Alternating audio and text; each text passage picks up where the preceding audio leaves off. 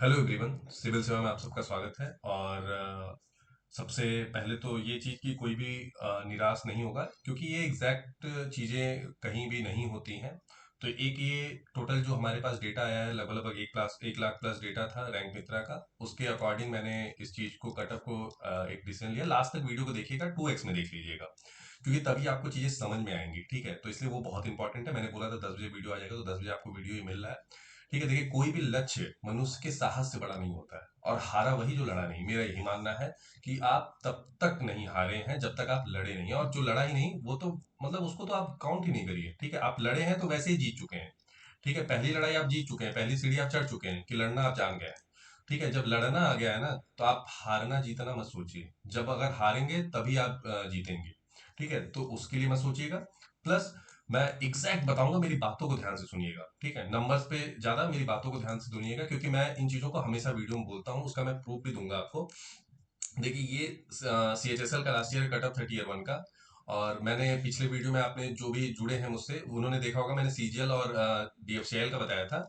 ठीक है, DFCL और CGL का बताया था, लेकिन इस वाले में मैं CHSL का भी बता दे रहा हूँ। देखो, 154 कट ऑफ आया था। और उस समय बच्चे नॉर्मलाइज स्कोर, मैंने उस समय बच्चों को मैंने बताया था कि देखो 140 प्लस जो है ना वो करें, क्योंकि 140 से 10 से 12 नंबर उनको मिलेगा। उनके भी चांस बहुत अच्छे रहेंगे। और यहाँ पे देखिए, 157 मैंने बताया था, और कट ऑफ गया था कितना, 153। और मैं, अगर आप वीडियो जाके देखेंगे ना, 154 गया था। आप वीडियो जाके देखेंगे तो मैं उसमें बोला हूँ कि इससे 3 नंबर 4 नंबर कम वाले भी छात्र तैयारी करें। ठीक है, OBC में मैंने बताया था 154। और 154, और देखिए 153 के आसपास कट ऑफ गया है। ठीक है, उसके बाद मैंने बताया था EWS का 151, मैंने बताया था EWS का 151, और गया भी था 151। ठीक है, और मैंने इनको बताया भी था कि 136 प्लस के आसपास हैं आप, तो EWS वाले भी तैयारी कर सकते हैं। ST का 124 दशमलव, माफ कीजिएगा, 124.5 गया था। और जो कि मेरा कट ऑफ था 122 से 127, जो कि बहुत ही एकदम मिड में था। और SC का देख सकते हैं, 134 से 36 मैंने बताया था। और 134 से 36 में 136 कट ऑफ गया था। और प्लस एक चीज और नोटिस करेंगे, 120 मैंने यहाँ पे बोला था। ठीक है, 120 मैंने यहाँ पे बोला था कि जिनके रॉ स्कोर इतने हैं। तो मेरे इन चीजों पे भी ध्यान दीजिएगा, रॉ स्कोर कितने हैं, नॉर्मलाइज स्कोर कितने हैं। पहली चीज, इस वीडियो में हम लोग कुछ और बातें करेंगे, जैसे कि क्या आपके शिफ्ट में कितना नॉर्मलाइज होगा, ये बहुत इंपॉर्टेंट है। ठीक है, कि किस शिफ्ट में कितना। देखिए, एक बड़ा फैक्टर हो गया है ना, कि जो 30 तारीख का पेपर था उसने बहुत ज्यादा गेम चेंज कर दिया है, वो गेम चेंजर हो गया है। ठीक है, वो नॉर्मलाइजेशन में इस बार आप लोग का गेम पूरा चेंज करेगा। उसका कारण मैं बता रहा हूँ, और उससे बहुत सारा प्रॉफिट भी होने वाला है अदर शिफ्ट के एग्जाम में।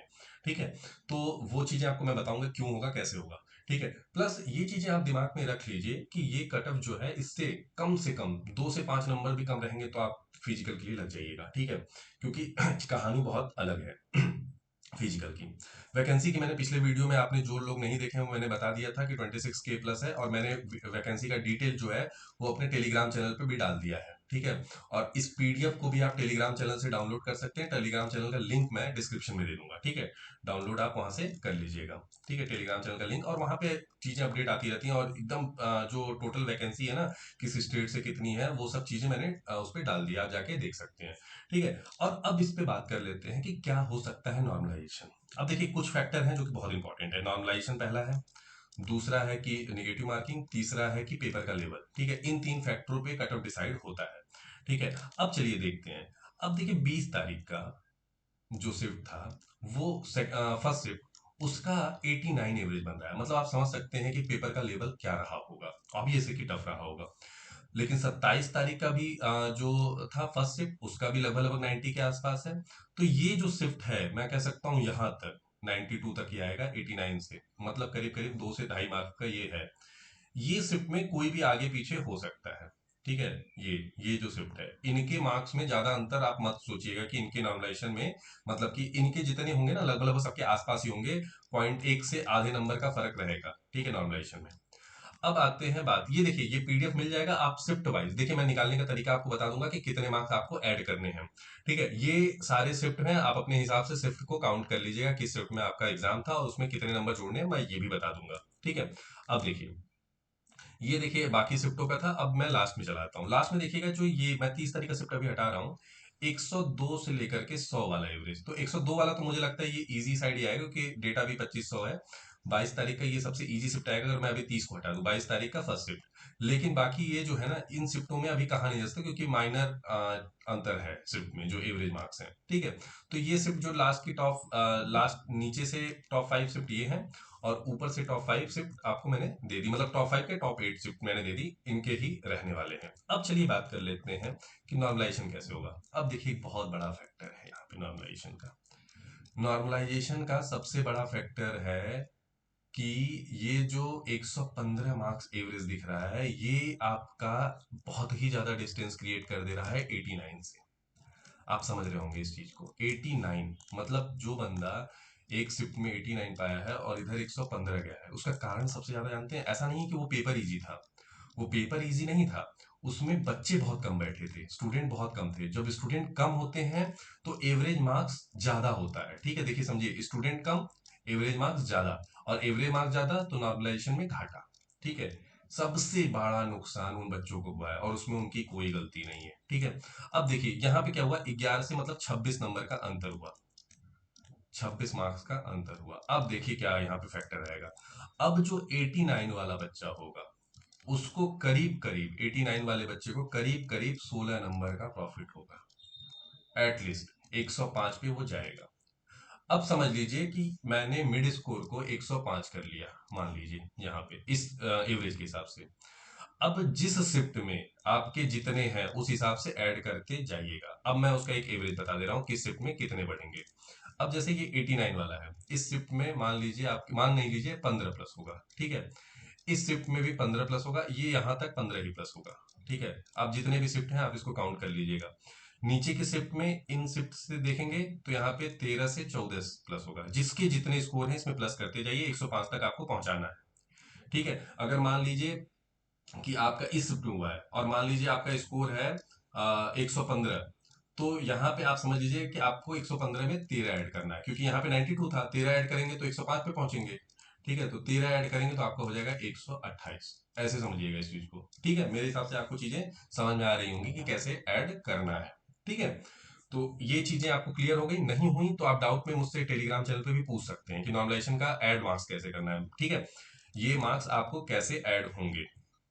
अब देखिए इस शिफ्ट में क्या होगा ना, -10 नंबर कर लीजिए जितने भी स्कोर हैं आपके, इस शिफ्ट में -10 कर लीजिए। बाकी जैसे इस शिफ्ट में आपके आ गए 22 तारीख के फर्स्ट शिफ्ट में अगर मान लीजिए आपके आ गए 130, तो इसमें आप 3 नंबर प्लस कर लीजिएगा तो 133। सबसे कम एडिशन अगर होगा तो इसमें होगा 52वां जो है शिफ्ट, इसमें 22 तारीख का पहला शिफ्ट है, लेकिन इसमें एक निगेटिव होने के चांस है, बाकी किसी में निगेटिव नहीं होंगे, बाकी सब में ही मार्क्स बढ़ेंगे।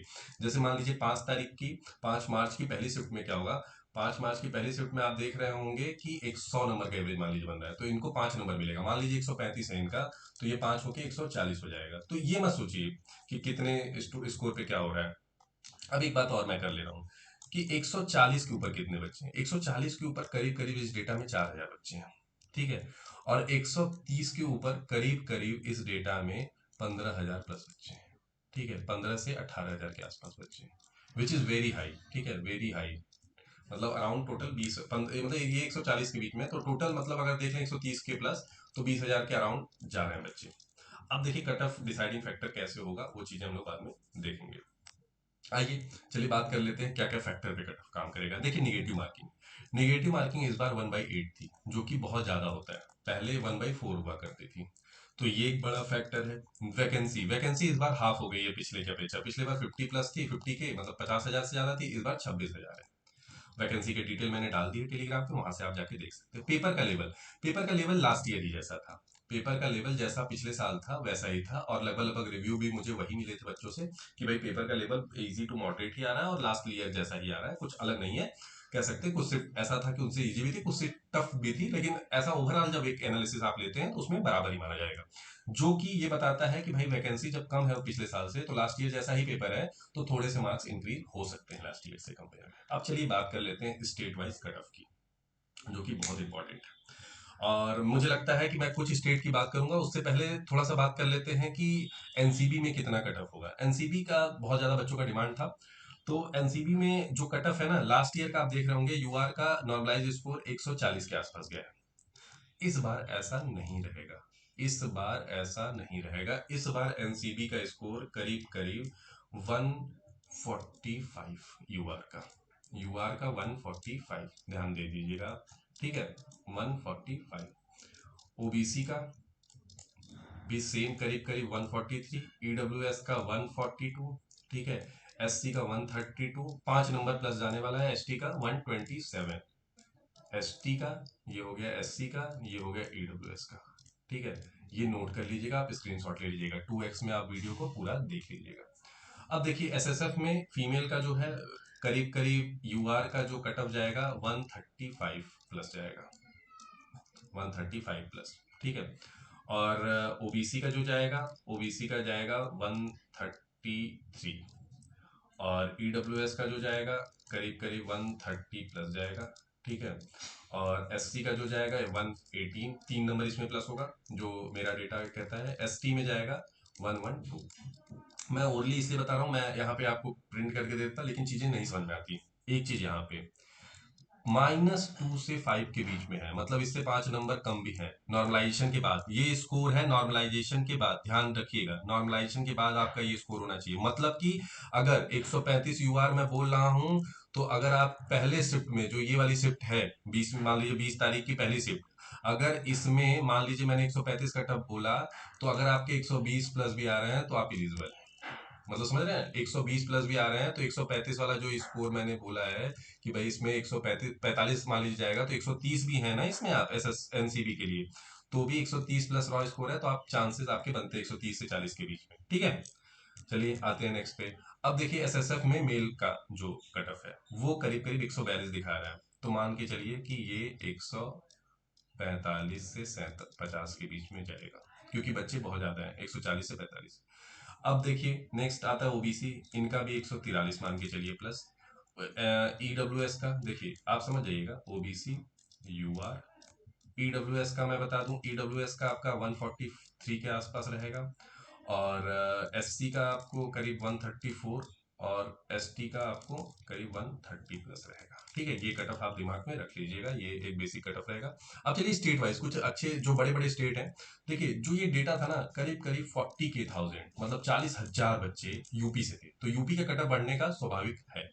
अब देखिए यूआर में जो जनरल कट ऑफ है, बॉर्डर कट ऑफ, क्योंकि यहाँ दो ही है, नक्सल वाला तो है नहीं, तो जनरल कट ऑफ जो जा सकता है इस बार 130 के प्लस जाएगा, ये आप एकदम वो रखिए, ठीक है, 130 के अराउंड जाएगा।